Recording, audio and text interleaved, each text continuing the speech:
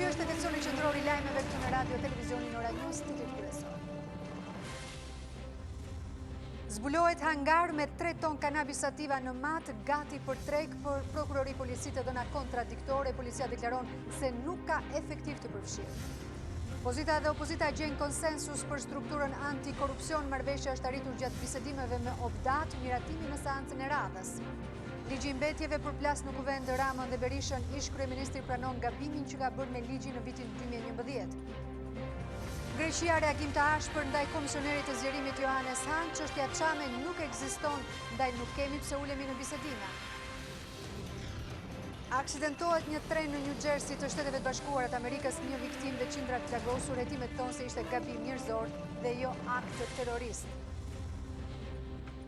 Një sasi prej 3 tonë kanabis sativa ka rënë në duart e policisë dhe prokurorisë së rrethit mat. Droga u gjet në një hangar dhe burimet prokurorisë thonë se kanë marrë në pyetje edhe efektiv të policisë së këtij rrethi, ndërsa policia në njoftimin zyrtar sqaron se aksioni është nisur prej saj dhe se nuk ka asnjë punonjës administrate dhe pjesëtar të forcave të rendit të shpallur në kërkim për këtë ngjarje të rëndë. Prokuroria mbërriti në gjurmët e drogës, ndërsa ishte duke hetuar një çështje tjetër dhe aksioni u krye nga policia dhe forcat e ndërhyrjes së shpejtë, ndërsa mësohet se është shpallur në kërkim shtetasi që zotronte banesën pranë së cilës u gjet sasia prej 3 ton drogë.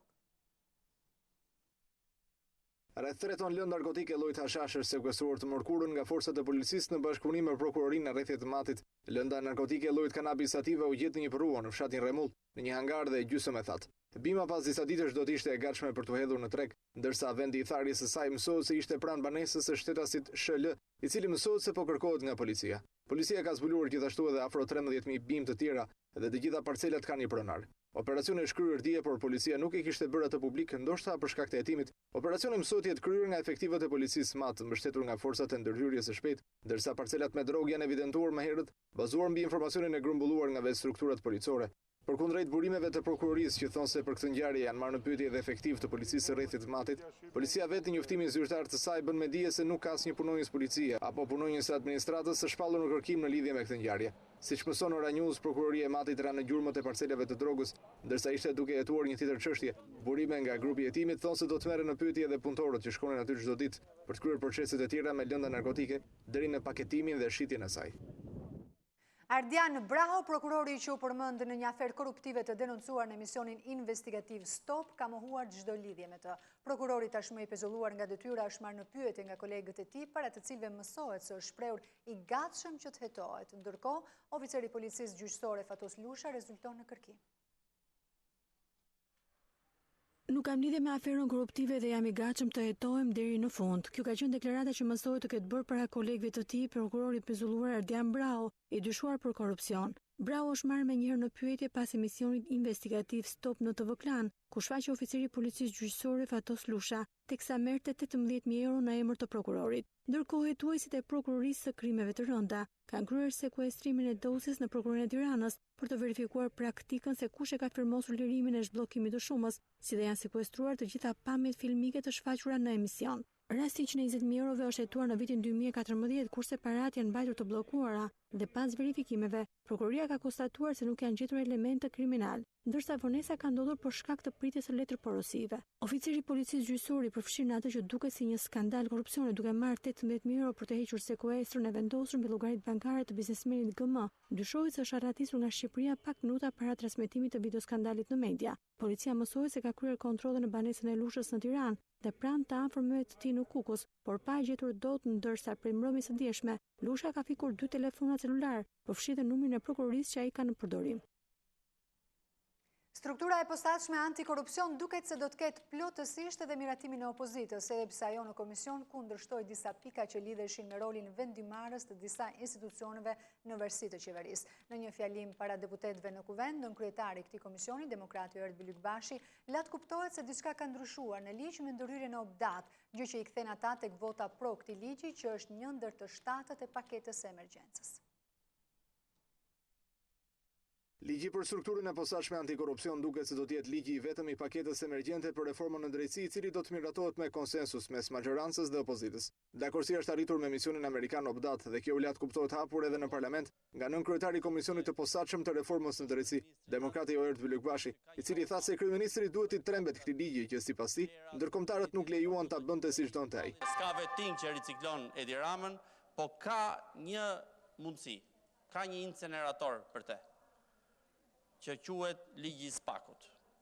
Një përfaqësues i lartë ndërkombëtar para pak ditësh thoshte që Edi Rama është shumë i shqetësuar se ligji i Spakut nuk po shkon në drejtimin që pretendonte ai.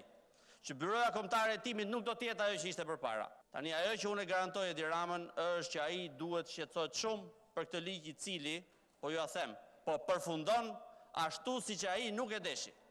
Shumë shpejt ligji i vettingut do të vijë këtu i plotësuar ashtu siç nuk e deshi, sepse për fat Obdati ja hoqi kthetrat nga ligji i vettingut. Opozita kundërshtonte mënyrën se si do të bëjë rivlerësimi i gjyqtarëve dhe prokurorëve special, duke mos pranuar rolin ekzekutiv të organeve si Inspektorati i Lartë i Deklarimit dhe Kontrollit të Pasurive apo Drejtorisë së Sigurisë së Informacionit të Klasifikuar. Ligji për strukturën e posaçme antikorrupsion është vlerësuar si më i rëndësishmi për reformën në drejtësi, pasi parashikon ngritjen e byros kombëtare të hetimit, që ka në fokus luftën kundër korrupsionit në nivelet e larta.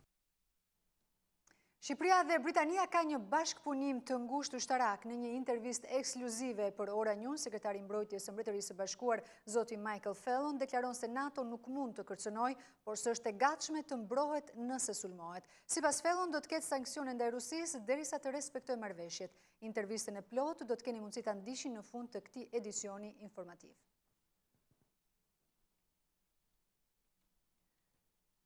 Kuvendi i Shqipërisë u përfshi nga debatet e ashpra mbi ligjin e importit të mbetjeve. Shumica nuk futi në rendin e ditës kërkesën e opozitës për referendum për këtë çështje me argumentin se kërkesa duhet kalojë më parë në konferencën e kryetarëve. Kryeministri Edi Rama dhe ish kryeministri Berisha mbajtën peshën kryesore të debatit disa orësh dhe të dy u ulën dhe ngritën disa herë nga vendi në foltore. I pari për të mbrojtur ligjin që sjell mbetje dhe jo plera siç tha ai, ndërsa i dyti për të thënë se qeveria është kapur nga mafia, por edhe për të shprehur pendes për miratimin e një ligji të ngjashëm në 2011. Importi mbetjeve nxiti debatet e ashpra deri në akuza personale mes mazhorancës dhe opozitës. Partia Demokratike kërkoi përfshirjen e rend të ditës të votimit të kërkesës për referendum kundër importit të mbetjeve, duke theksuar se pas ligjit fshihet mafia e plehërave. Ne i themi jo lejimit të importit të mbetjeve për disa arsye. Bëjnë që importi të jetë i rrezikshëm dhe lehtësisht të futet në dorë të grupeve kriminale ndërkombëtar të mbetjeve që kanë interes të importimit mbetjeve të rrezikshme. Kërkesa nuk u pranua nga mazhoranca, duke theksuar se më parë ajo duhet diskutohet në konferencën e kryetarëve. Kreu i grupit socialist Gremos Ruçi tha se referendumi nuk është emergjencë, ndërsa mbrojti ligjin, duke theksuar se nuk bëhet fjalë për plehra, por për import të mbetjeve që shërbejnë për lëndë të parë të riciklueshme. Listi për plera, kur s'ka kaluar asnjë ligj për plera në Shqipëri. As seancën e parë. Por ka kaluar një ligj për lëndë të parë për një industri të caktuar. Por çështja e nxehtë e importit të mbetjeve përplasi ashpër kryeministrin Edi Rama dhe ish kryeministrin Sali Berisha. Të dy replikuan dhe diskutuan për orë të gjata. Shefi i qeverisë dha 6 arsye pse ligji nuk përbën asnjë rrezik. Ligji i ri që ne kemi bërë nuk lejon importimin e plerave nga jashtë.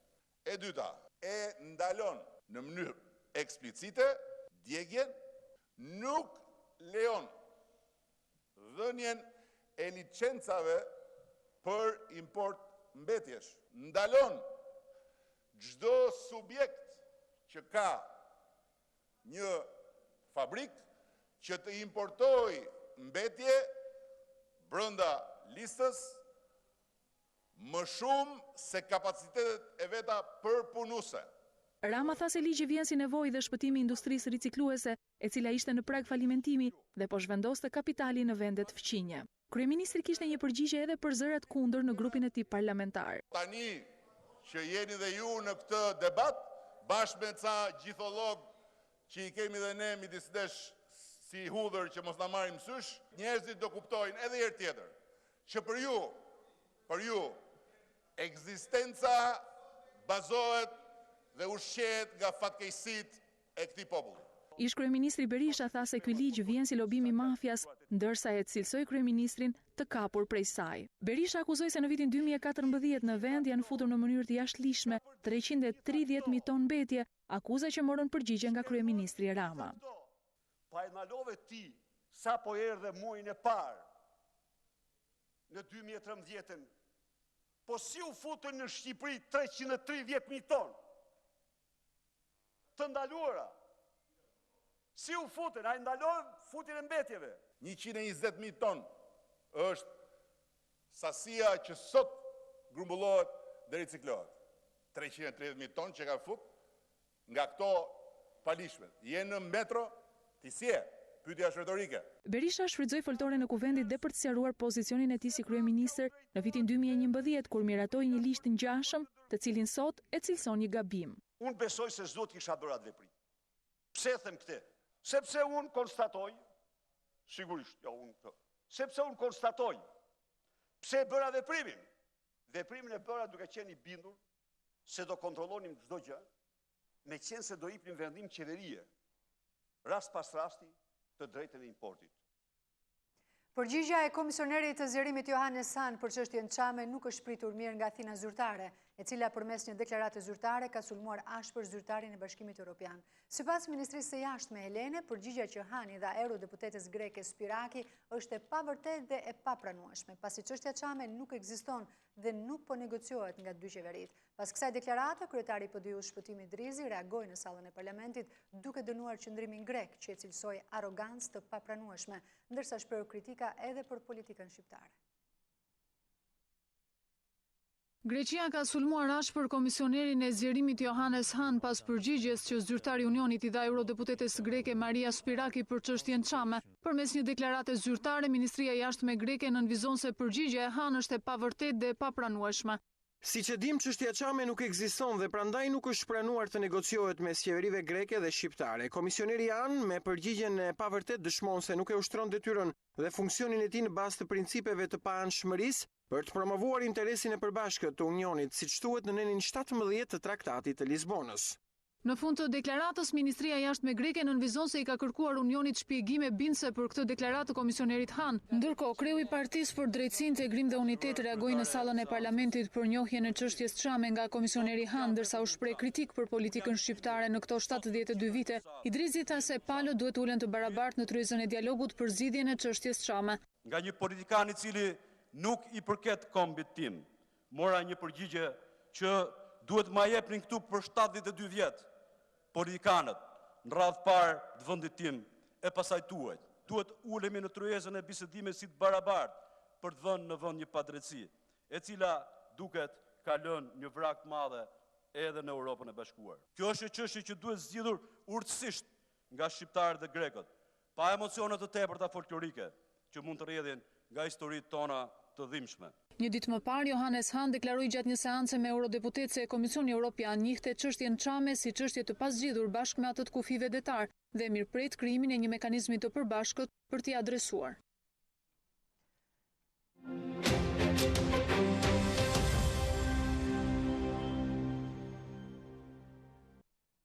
Reforma zgjedhore mori vëmendjen e një tryeze ku diskutuar rreth kësaj çështje por edhe dekriminalizimit me përfaqësues të KQZ-s dhe të shoqërisë civile.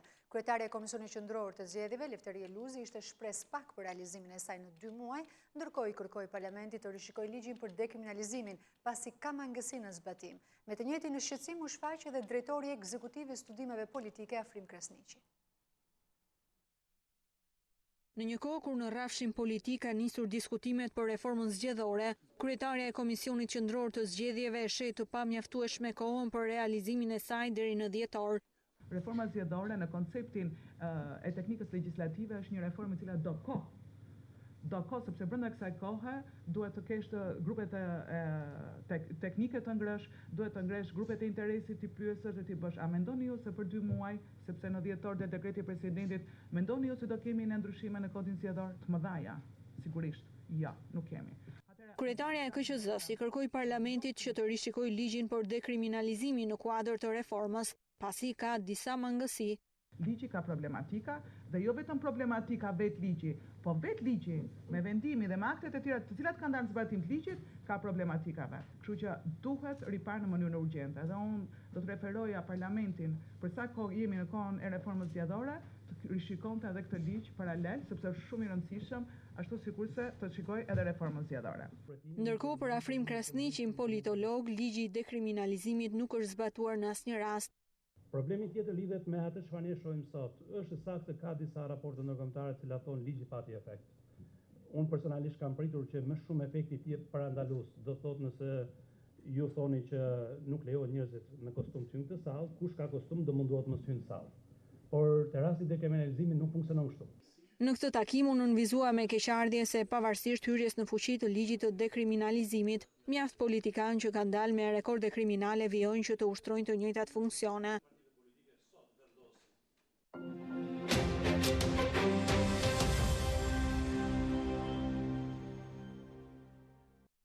Të paktën një person ka humbur jetën, ndërkohë që mbi 100 të tjerë janë plagosur pasi një tren u përplas në New Jersey të Shteteve të Bashkuara të Amerikës. Në bazë të komunikatave paraprake, dyshohet se bëhet fjalë për një aksident njerëzor, pasi dëshmitarët raportuan se treni po lëvizte me një shpejtësi tepër të lartë. Megjithatë, për një pasqyrim sa më të qartë të ngjarjes, do duhet të pritet te një raport zyrtar i jetuesve.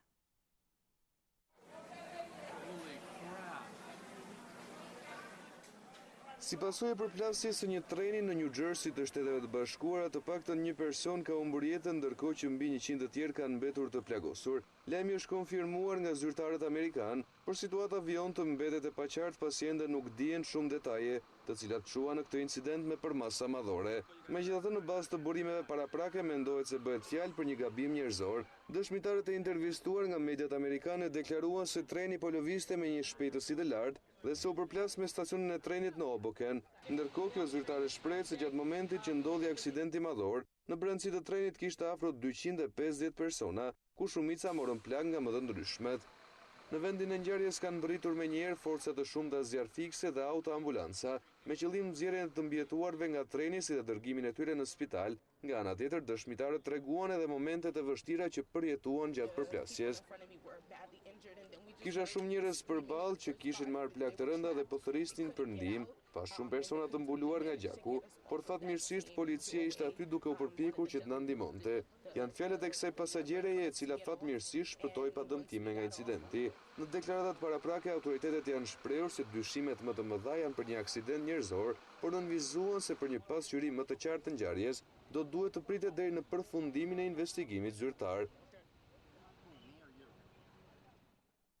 Kryeministri italian Matteo Renzi ka paralajmëruar Britaninë e Madhe se bisedimet e daljes me Bashkimin Evropian do të jenë shumë të vështira. Ai madje ka shkuar më tej duke u shprehur se Londra do të ketë vështirësi të përfitojë më shumë të drejta se vendet e tjera që ndodhen jashtë Bashkimit Evropian. Renzi akuzoi gjithashtu ish-kryeministrin Cameron se ka përdorur referendumin për të zgjidhur problemet e brendshme në partinë e tij konservatore. Do t'jetë e pamundur që Britania e Madhe të marrë gjatë bisedimeve të daljes më shumë të drejta se vendet e tjera që tashmë janë jashtë Bashkimit Evropian. Kështu ka deklaruar kryeministri italian Matteo Renzi, i cili ka paralajmëruar se bisedimet do të jenë shumë të vështira, por sipas tij, gjithçka do të marrë zgjidhje vetëm pasi Britania të nisë procedurat e daljes. I pyetur nëse mund të ketë fleksibilitet mbi rregullat e Bashkimit Evropian dhe akses në tregun e përbashkët, kryeministri italian tha se ky është një debat interesant, sepse ky debat do të jetë mbi konceptin e rregullave të Bashkimit Evropian. The decision of British people is a bad decision. Populli britanik ka vendosur rrugën për të ardhmen. Tashmë është në dorën tonë të ndërtojmë aleancën më të mirë mes Bashkimit Evropian dhe Britanisë së Madhe në të ardhmen, sepse ne do të jemi miq të ngushtë gjatë viteve që do të vinë. Në të njëjtën kohë mendoj se ky vendim do të shtyjë liderët evropian të investojnë në mënyrë të re për Europën. Kryeministri italian tha se diskutimet do të mbahen nga Komisioni Evropian dhe jo individualisht nga liderët e vendeve europiane. Gjithsesi, ai ka shprehur gatishmërinë për të punuar me homologën e tij britanike Theresa May dhe për ta mbështetur atë në këtë proces të vështirë. Renzi gjithashtu ka fajsuar ish-kryeministrin britanik David Cameron, i cili sipas tij tentoi të zgjidhë problemet e brendshme të partisë së tij konservatore nëpërmjet referendumit. Kryeministri italian ka vendosur mbajtjen e një referendumi në Itali me qëllim ristrukturimin e sistemit parlamentar. Vetëm pak kohë pasi Shtetet e Bashkuara të Amerikës paralajmëruan se do të anulonin bashkëpunimin ushtarak me Rusinë nëse nuk do të respektojë marrëveshja e armëpushimit, zyrtarët e Kremlinit kanë deklaruar se ushtria ruse do të intensifikojë sulmet ajrore. Lajmi u komunikua nga zëdhënësi i presidentit Putin, Dmitri Peskov, i cili u shpreh se shkak i këtij vendimi ishte bërë mos respektimi i akordit nga pala amerikane. Ai shtoi se Washingtoni duhet të bëjë dallimin mes forcave opozitare dhe terroristëve. Situata në Siri duket se nuk po shkon drejt përmirësimit pasi Rusia ka deklaruar se do të intensifikojë bombardimet ajrore me qëllim që të mbështesë ushtrinë e qeverisë së presidentit Bashar al-Assad në luftën kundër rebelëve. Lajmi është përcjell nga zëdhënësi i presidentit Vladimir Putin, Dmitri Peskov, i cili u shpreh se amerikanët nuk janë përmbajtur plotësisht pjesës së tyre në marrëveshjen e firmosur me sekretarit Kerry dhe ministrit të jashtëm rus, Sergej Lavrov. Ai tha gjithashtu se Shtetet e Bashkuara duhet ta bëjnë dallimin mes forcave opozitare si dhe terroristëve. Vendimi i Kremlinit për të vijuar me operacionet ajrore në Siri vjen vetëm pak kohë pasi Washingtoni paralajmëroi se do të ndërpriste bashkëpunimin ushtarak me Rusinë në rast se nuk do të kishte normalizim të situatës. Në bazë të akordit që u arrit në Gjenev, palët do të organizonin operacione të përbashkëta kundër Shtetit Islamik dhe Frontit Al-Nusra, në rast se armëpushimi do të respektohej siç duhej. Pavarësisht firmosjes së marrëveshjes për uljen e armëve dhe rinisjen e një procesi politik, situata në Siri nuk është normalizuar. Shtetet e Bashkuara dhe Rusia kanë ende shumë ndasi sa i përket çështjes së Sirisë, ku tema kryesore e debatit është pikërisht presidenti i vendit Bashar al-Assad. Amerikanët e kanë bërë të ditur se largimi i tij nga pushteti është vetmja zgjidhje për të nisur një proces të ri politik në vend, ndërkohë që Rusia e sheh Assadin si liderin e vetëm të një qeverie legjitime. Konflikti që vijon prej më shumë se 5 vitesh ka lënë miliona persona të bllokuar në kushte ekstreme. Shumica prej tyre jetojnë me sasi të pakta ushqimi, ujë të pishëm dhe medikamentesh. Organizata e Kombeve të Bashkuara ka bërë vazhdimisht thirrje për armëpushim, me qëllim që në drejtim të tyre të dërgohen ndihma humanitare. Presidenti i Turqisë Recep Tayyip Erdogan ka justifikuar ngritjen e murit me Sirin me atë që ai ka quajtur zhdukjet korridorit të terrorit. Erdogan tha se vendi i tij kërcënohet jo vetëm nga Shteti Islamik, por edhe nga kurdët që luftojnë në Siri. Ai deklaroi gjithashtu se bota ka filluar të shohë se si luftëtarët kurd, Shteti Islamik dhe forcat e presidentit sirian Bashar al-Assad ushqejnë njëra tjetrën. Turqia është e vendosur të zhdukë të ashtë të quajturin korridori terrorit në kufirin e saj me Sirin. Ky premtim është bërë nga presidenti i vendit Recep Tayyip Erdogan, i cili theksoi se Ankaraja kërcënohet jo vetëm nga Shteti Islamik, por edhe nga luftëtarët kurd të Sirisë. Turqia ka nisur ndërtimin e një muri me Sirin me qëllim rritjen e sigurisë në vend, i cili pritet të përfundojë në fund të muajit shkurt. Gjatë një fjalimi në pallatin presidencial drejtuar liderëve lokal, Erdogan u shpreh: Bizim Suriye'nin topraklarında gözümüz yok. Ne nuk kemi qëllime në territorin sirian, as ndonjë dëshirë tjetër, por ne jemi të vendosur të çrrënjosim korridorin e territorit. Ne duam të zhdukim të gjitha kërcënimet që vijnë nga veriu i Sirisë, kështu që në këtë mënyrë nuk do të ketë më raketa që godasin qytetin Kilis apo Gaziantep. Erdogan tha gjithashtu se bota tashmë ka filluar të shohë se si luftëtarët turk, Shteti Islamik dhe forcat e presidentit sirian Bashar al-Assad ushqejnë njëri tjetrin. Presidenti i vendit komentoi edhe vendimin e Këshillit Kombëtar Turk të Sigurisë për zgjatjen e gjendjes së jashtëzakonshme në vend, duke u shprehur se masat janë ende të nevojshme. Erdogan tha se duhet ende kohë për të zhdukur të gjitha kërcënimet që vijnë nga grupet caktuara pas grushtit të dështuar të shtetit në Korik. Më shumë se 100.000 njerëz, përfshirë edhe anëtar të policisë së shtetit, shërbimeve civile dhe ushtarake janë shkarkuar nga detyra ose pezulluar që prej 15 Korikut, kur edhe ndodhi tentativa e grushtit në të cilën humbën jetën 240 persona. Rreth 40.000 njerëz janë ndaluar ose arrestuar deri tani. Kishin mundur të përfitonin me anë të mashtrimit një shumë prej 700.000 lekësh nga një institucion financiar në një harë kohor të një viti, por janë arrestuar nga policia teksa po kryenin mashtrimin e radhës.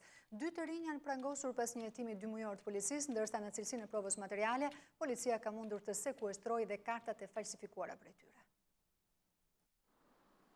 Përfitonin kredi nga banka me karta identitetit të falsifikuara dhe më pas zhdukeshin për të mos e paguar. Kjo ka qenë fabula e 2 të rinjve Ergys Shekani 24 vjeç dhe Miranda Dashana 23 vjeçe, të cilët janë prangosur në operacionin e koduar përfituesi.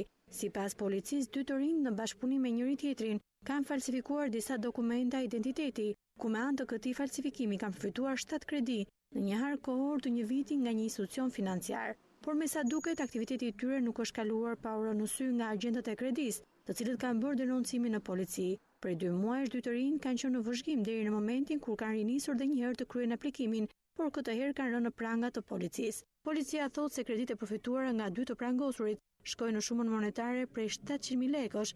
Gjithashtu policia ka sekuestruar dhe dokumenta për aplikim kredie, disa fotokopjo kartash identiteti me emra të ndryshëm dhe 2 aparate telefonik celular që përdoreshin nga 2 të rinjt. Mashtrimi në kredi është nga veprat më të gjykuara në gjykatën e Tiranës. Institucionet financiare që aplikojnë në dhënien e kredive të vogla shpeshherë janë përdorur nga persona të ndryshëm, të cilët kanë mundur të marrin shuma të konsiderueshme parash me anë të dokumentave të falsifikuara.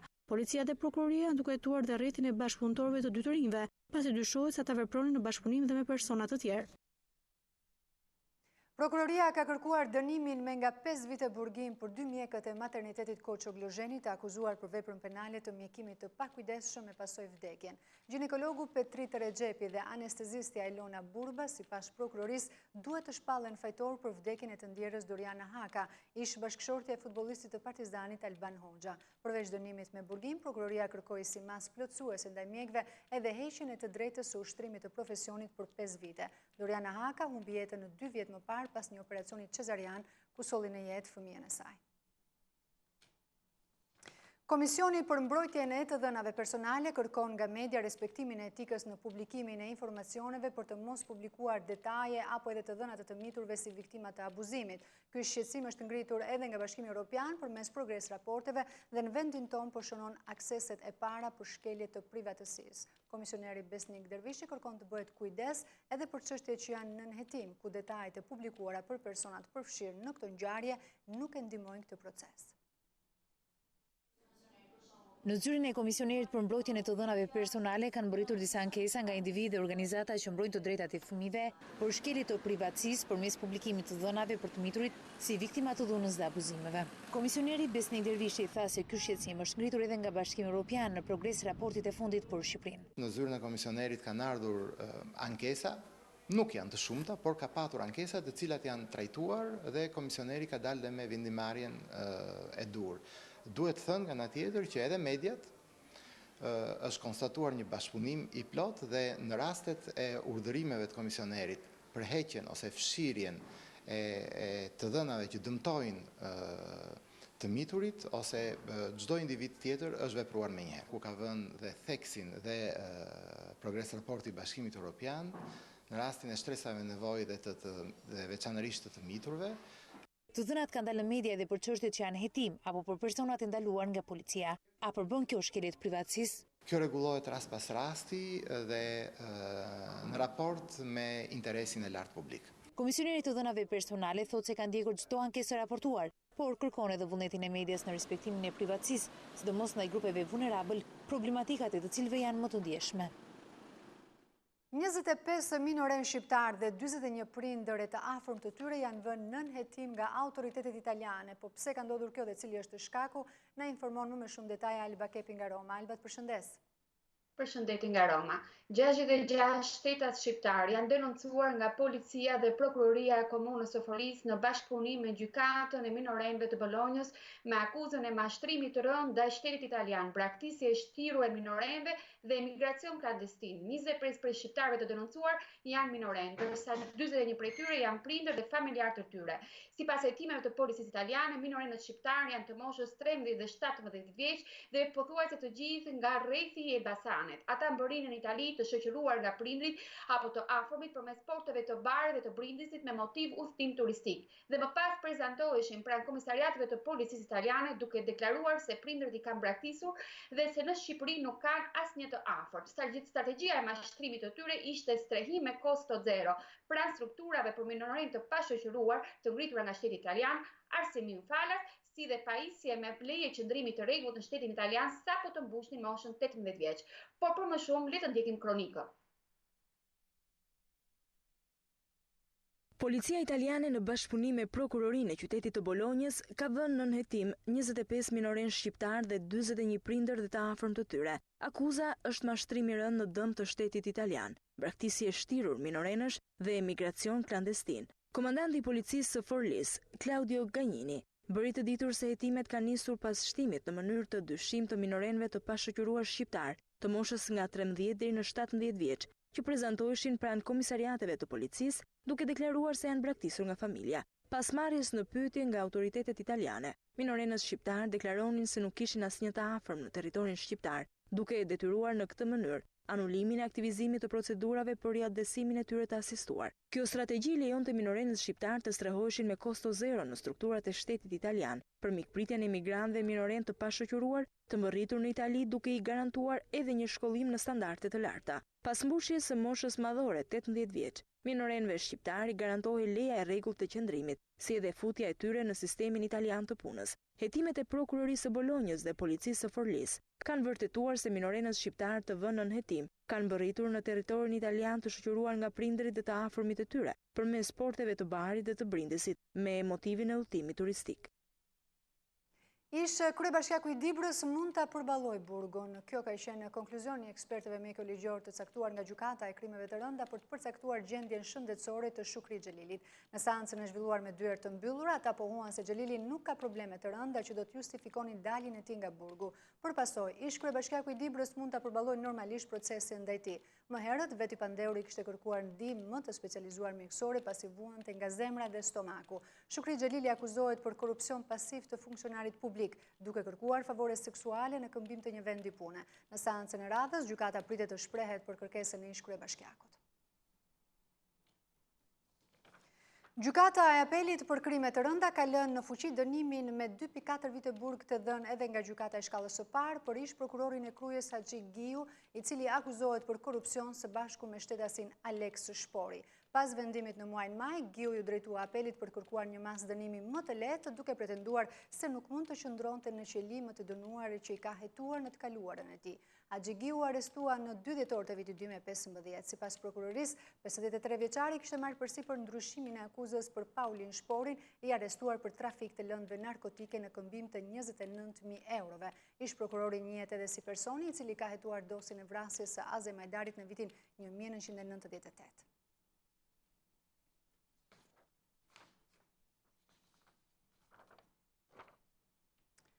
Kanë eksperiencë në ngritjen e një biznesi apo para për të vetë financuar, mund të aplikojnë në një program të posaçëm në universitete mbështetur nga Fondi Shqiptaro-Amerikan. Programi Junior Achievement ndihmon këtë kategori në këshillimin, por dhe i afron më shumë biznesit përmes politikave për të njohur tregun e punës.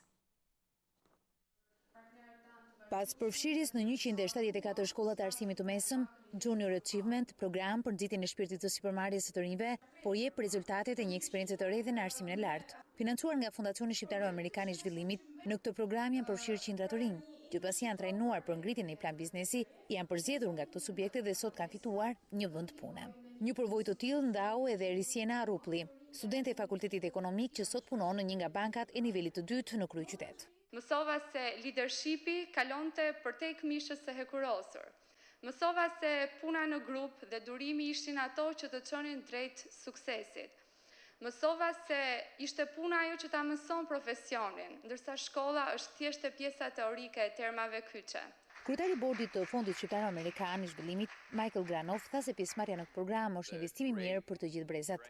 And Junior Achievement gives us a chance to reach most young people. Ka disa arsye pse ky program është i veçantë. Së pari, jep mundësi mira të rinjve të informohen dhe të shohin atë si mundësi punësimi. Së dyti, pjesëmarrja është në rritje dhe në vitet e ardhshme kur të shënohet fundi i tij do të kemi në total 400.000 persona, çka do të thotë një statistikë e kënaqshme për Shqipërinë. Dhe së treti, programi na jep mundësi të përfitojmë modele të reja për plan biznesi dhe mënyrën se si ta zhvillojmë atë. Programi Leadership i tek të rinj, i emërtuar si udha drejt punësimit, synon ofrimin e ndihmës përmes konsultimeve, trajnimeve dhe financimeve për këtë kategori. Kjo me qëllim reduktimin e papunësisë tek të rinj, që siç raporton Instat është nivelin e 18% të popullatës. Ju ftoj të ndiqni tashmë të plot intervistën e sekretarit të mbrojtjes së Britanisë së Madhe dhënë për Ilva Taren dhe për Radio Televizionin Ora News. Bashkë ndajemi këtu, faleminderit.